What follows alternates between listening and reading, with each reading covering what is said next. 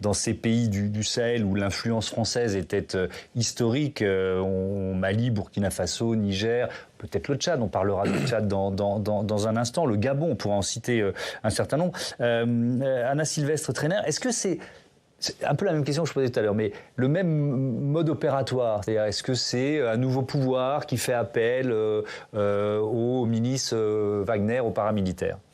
Alors ça dépend où on se situe effectivement, oui. Mais si vous voulez un tout petit peu, là, quelques instants, circonscrire au Sahel, oui. Effectivement, il y a un effet de mimétisme. Enfin là, on a quasiment l'impression qu'il y a un mode d'emploi.